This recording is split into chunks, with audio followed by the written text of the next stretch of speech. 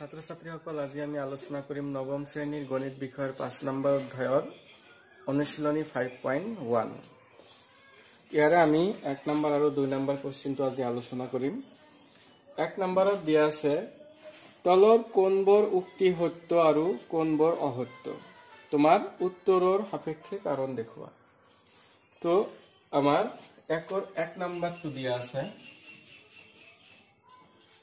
একৰ একত কৈছে এটা বিন্দুৰ মাজেৰে মাত্ৰ এডাল ৰেখাহে আঁকিব পাৰি এটা বিন্দুৰ মাজেৰে আমি যদি ইয়াত এটা বিন্দু লও এই বিন্দুৰ মাজেৰে ইয়াতে কৈছে এডালহে ৰেখা আঁকিব পাৰি কিন্তু এই বিন্দুটোৰ মাজেৰে আমি অসংখ্য ৰেখা আঁকিব পাৰিম এনেকৈ গতিকে উক্তিটো অসত্য গতিকে আমি ইয়াত লিখিম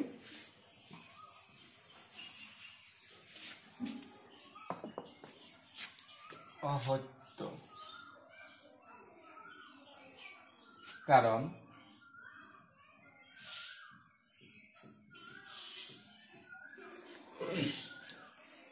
এটা বিন্দুৰ মাজেৰে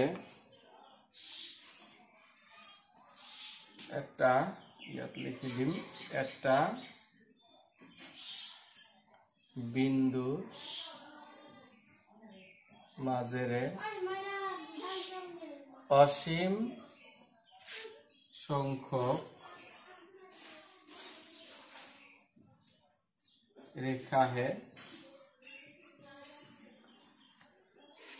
ৰেখাই অতিক্ৰম কৰিব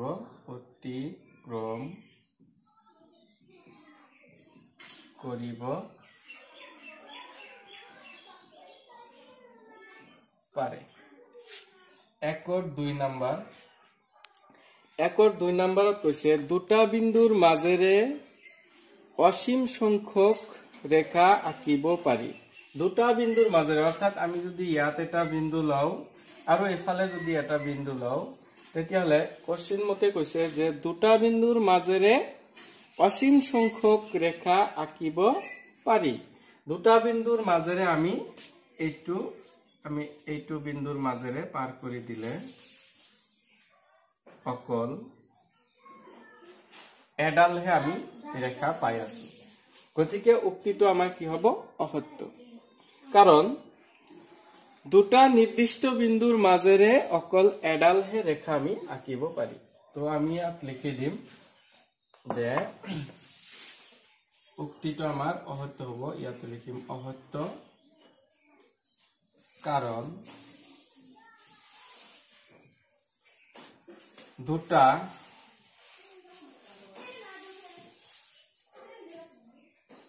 নিৰ্দিষ্ট বিন্দুৰ মাজেৰে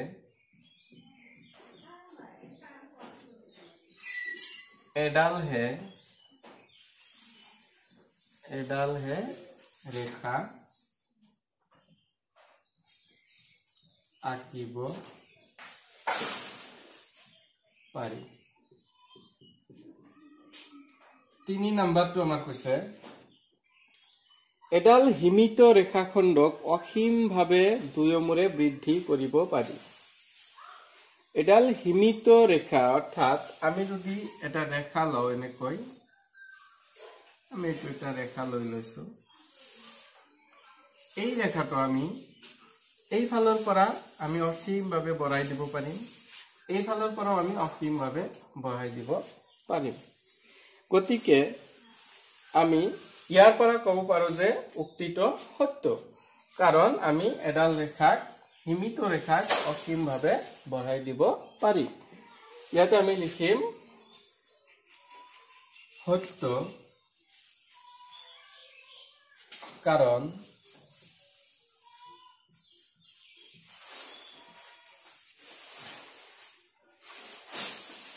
এডাল হিমিত ৰেখাখণ্ডক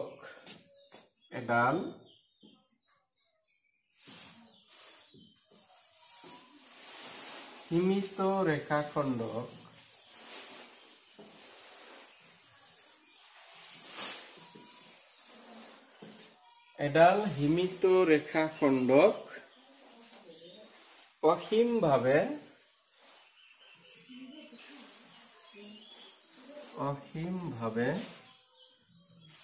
দুয়ো মূৰে বৃদ্ধি দুই মূৰে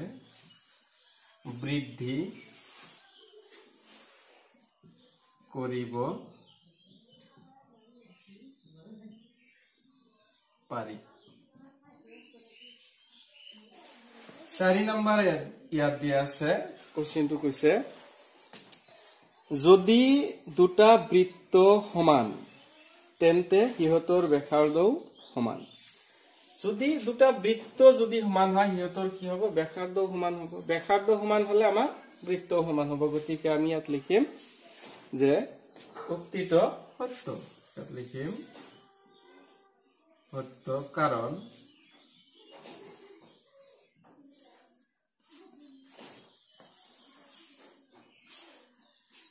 কাৰণ আমি লিখিম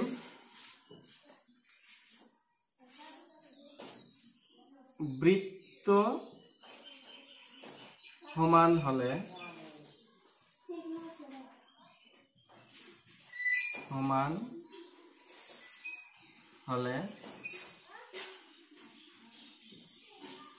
ব্যাসাৰ্ধও সমান হ'ব।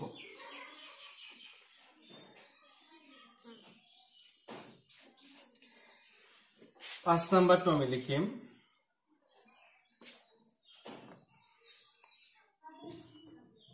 পাঁচ নম্বৰ কোশ্চেনত কৈছে চিত্ৰ এটা দিয়া আছে আমাৰ এনেকুৱা এইটো আমাৰ এ বি আৰু এটা দিয়া আছে ইয়াত পি কিউ আৰু এটা দিয়া আছে আমাৰ এক্স ওয়াই। ইয়াতে এ বি সমান সমান পি কিউ আকৌ পি কিউ সমান সমান এক্স ওয়াই। তেতিয়াহ'লে আমি ইয়াৰ পৰা ক'ব পাৰো এ বি সমান সমান এক্স ওয়াই। তো উক্তিটো সঁচা। আমি ইয়াতে লিখি দিম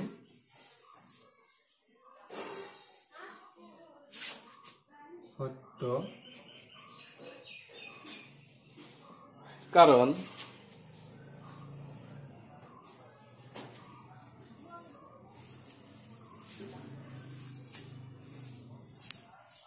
একে বস্তুৰ সৈতে সমান বস্তুবোৰ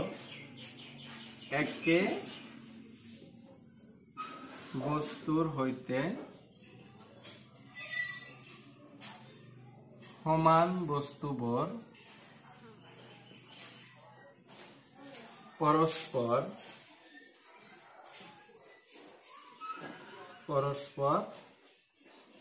সমান। ছাত্ৰ ছাত্ৰীসকল 1 নম্বৰটো শেষ হ'ল। এতিয়া আমি আলোচনা কৰিম 2 নম্বৰ কোশ্চেন। 2 নম্বৰ কোশ্চেনত ইয়াতে দিয়া আছে কেইটামান সংখ্যা আমাক লিখিব লাগিব। যেনেকুৱা দিয়া আছে সৰল ৰেখা, লম্ব ৰেখা, ৰেখাখণ্ড, এটা বৃত্তৰ ব্যাসাৰ্ধ আৰু বৰ্গ। এইকেইটাৰ সংখ্যা আমাক লিখিব লাগিব। তো আমি প্ৰথমত লিখিম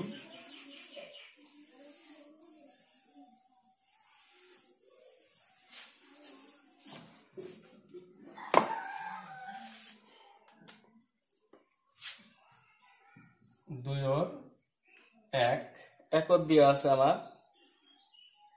সমান্তৰাল ৰেখা।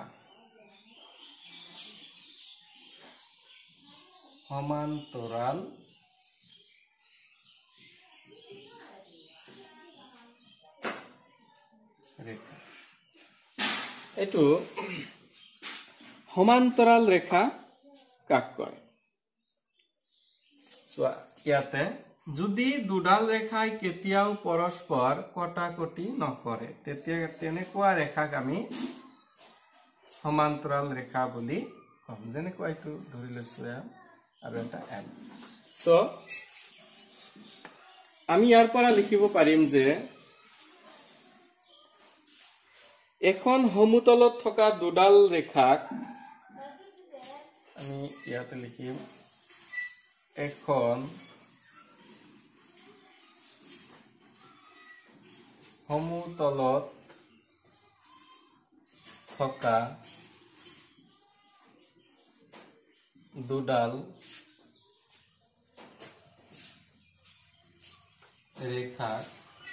অসীমলৈ যদি আমি অসীমলৈ বঢ়াই দিও এইটো এইফালৰ পৰা যদি আমি এইফালে বঢ়াই দি থাকো আৰু এইফালৰ পৰা এইটো যদি বঢ়াই দি থাকো তেতিয়াহলে কেতিয়াও ইহতে পৰস্পৰ কটাকটি নকৰিব গতিকে এনেকুৱা ৰেখাক আমি সমান্তৰাল ৰেখা বুলি কম তো ইয়াতে আমি লিখিছো এখন সমতলত থকা দুডাল ৰেখাক দুপিনে অসীমলৈ বৃদ্ধি কৰিলেও ৰেখাক দুপিনে বা আমি ইফালেও বৃদ্ধি কৰিব পাৰো ইফালে এনেকৈ ৰেখাক দুফালে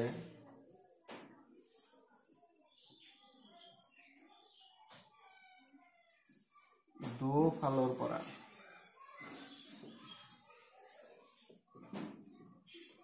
অসীমলৈ বৃদ্ধি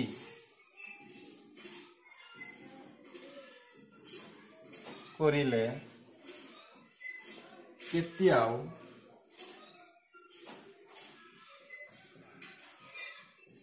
পৰস্পৰে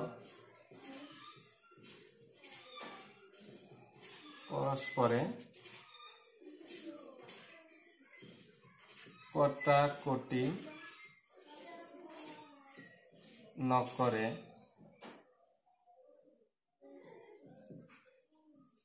তেনে ৰেখাক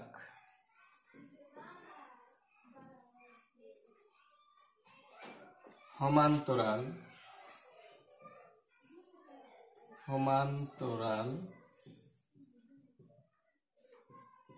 ৰেখা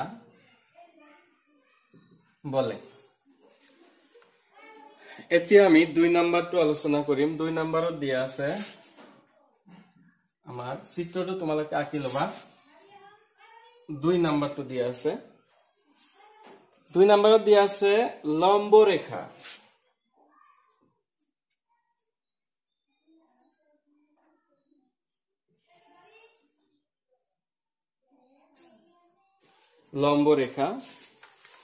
লম্ব ৰেখা কাক কয় যদি এডাল ৰেখাৰ ওপৰত আন এডাল ৰেখাই পৰস্পৰ লম্বভাৱে ছেদ কৰে অৰ্থাৎ পৰস্পৰ লম্বভাৱে ছেদ কৰি তাত যদি 90 ডিগ্ৰী এটা বা এটা সমকোণ উৎপন্ন কৰে যেনেকুৱা এইটো এডাল ৰেখা আমাৰ এই ৰেখাৰ ওপৰত যদি আন এডাল ৰেখাই লম্বভাৱে ছেদ কৰি সমকোণৰ সৃষ্টি কৰে তেতিয়াহলে তেনেকুৱা ৰেখাক আমি লম্ব ৰেখা বুলি কম এইটো আমাৰ 90 ডিগ্ৰী হয় গতিকে আমি ইয়াত লিখিম যে দুডাল ৰেখা লম্ব হ'ব যদিহে আমি ইয়াতে লিখি দিম সিধা ভাষাত দুডাল ৰেখা লম্ব হ'ব যদিহে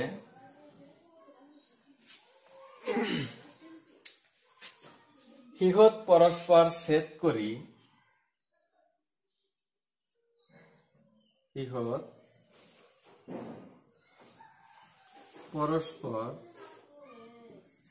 কৰি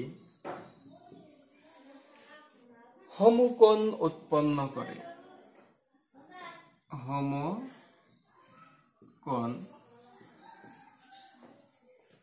সমকোণ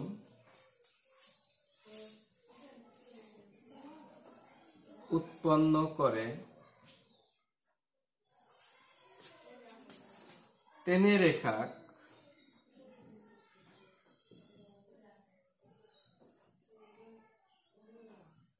লম্ব ৰেখা বলে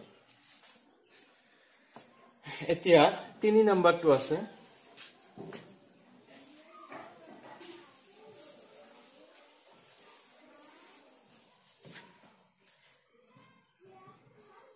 দুইৰ 3 নম্বৰত দিয়া আছে ৰেখাখণ্ড অৰ্থাৎ এডাল ৰেখাক আমি খণ্ড কৰি যেটো পাও তাক আমি ৰেখাখণ্ড বুলি কও যেনে কোৱা আমি যদি এইটো এটা ৰেখা লও ৰেখাৰ পৰা যদি আমি ইয়াত এটা খণ্ড কৰি লও ধৰি লৈছো আমি এ বি এটা খণ্ড লৈ লৈছো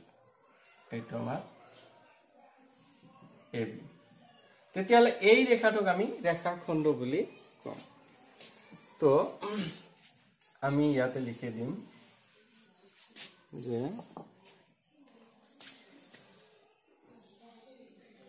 আদি আৰু অন্ত হিচাপে থকা দুটা প্ৰান্ত বিন্দু ইয়াতে লিখি দিম আমি ৰেখাখণ্ড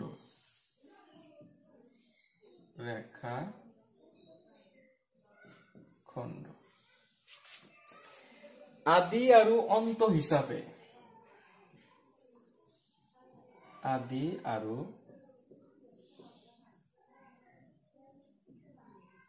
অন্ত হিচাপে থকা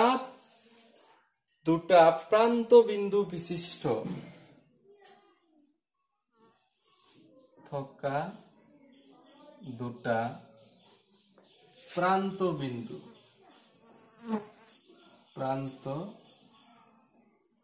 বিন্দু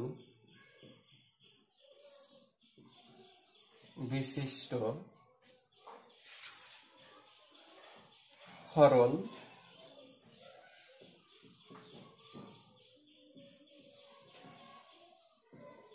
ৰেখা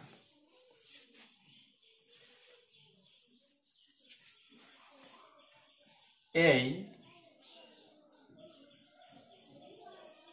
দুই প্ৰান্ত বিন্দু ৰেখাডালৰ প্ৰান্ত বিন্দু ৰেখাডালৰ অংশ আদি মানে হল প্ৰাৰম্ভিক বিন্দু যেনেকুৱা যদি এইটো এডাল সৰল ৰেখা হয় ইয়াৰে যদি আমাৰ এইটো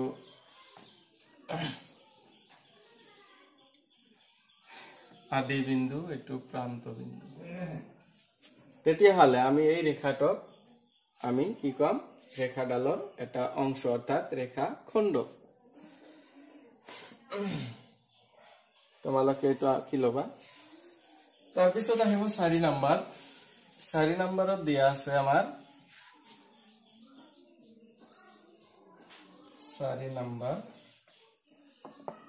এটা বৃত্তৰ ব্যাসাৰ্ধ এটা বৃত্তৰ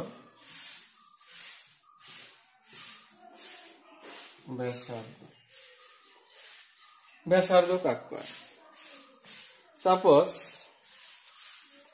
আমি ইয়াতে এটা বিন্দু লৈ এটা বৃত্ত আঁকিছো এইটো এটা বৃত্ত এই কেন্দ্ৰৰ পৰা এই ঘূৰণীয়া ৰেখাডালৰ যিকোনো এটা বিন্দুত যদি আমি এটা ৰেখা টানো সেই ৰেখাডালক আমি বৃত্তটোৰ ব্যাসাৰ্ধ বুলি কওঁ যেনেকৈ আমি ইয়াতে এই ৰেখাটো টানিছো আমি এনেকৈ আৰু টানিব পাৰো এই ৰেখাবোৰক কোৱা হয় ব্যাসাৰ্ধ আমি ইয়াতে ধৰি লও এ ও এটো এ এটোক আমি আর এ বুঝাও এটা আমার হল ব্যাসার্ধ এটা আমি লিখি দিও ব্যাসার্ধ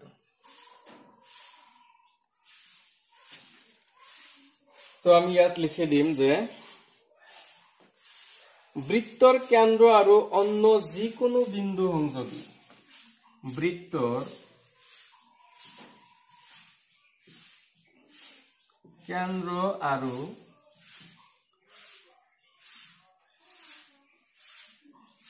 অন্য যিকোনো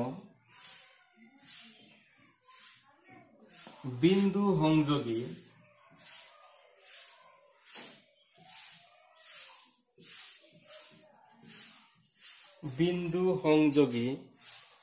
ৰেখাখণ্ডক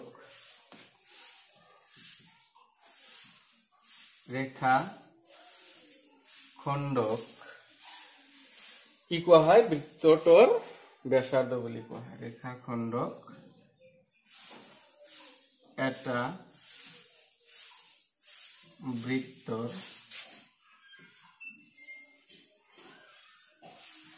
ব্যাসাৰ্ধ বলে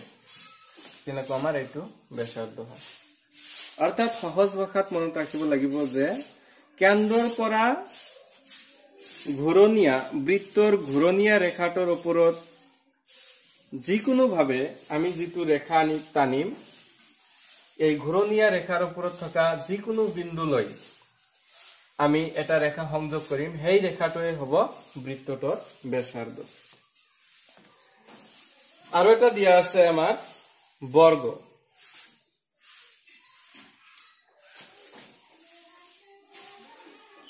দিয়া আছে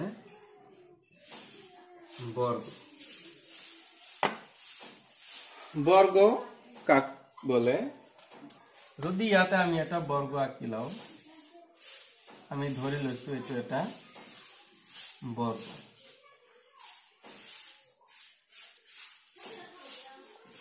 এ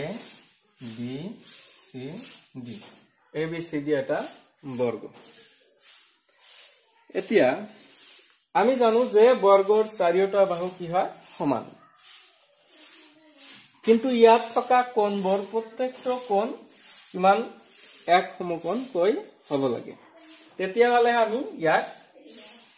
বর্গ বুলি ক'ব পাৰিম অৰ্থাৎ আমি ইয়াতে লিখিম জি চতুৰ্ভুজৰ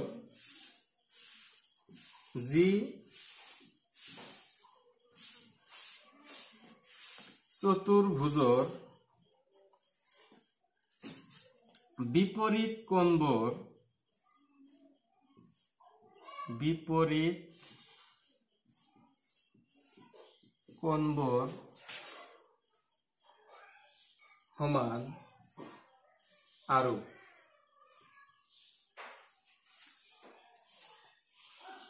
প্ৰতিটো কোণ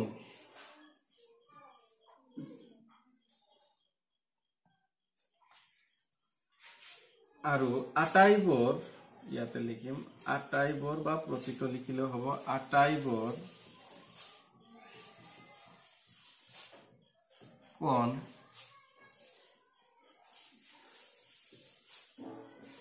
সমকোণ অৰ্থাৎ ব্ৰেকেটত লিখি দিব লাগিব 90 ডিগ্ৰী সমকোণ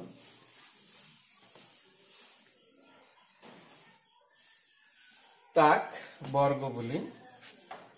কোৱা হয় যি চতুৰ্ভুজৰ বিপৰীত কোণ নহয় সৰি ইয়াতে হ'ব বাহু বিপৰীত বাহুবোৰ সমান আৰু আটাইবোৰ কোণ সমকোণ হয় তাক বৰ্গ বলে যেনেকুৱা এ বি সি ডি এটা বৰ্গ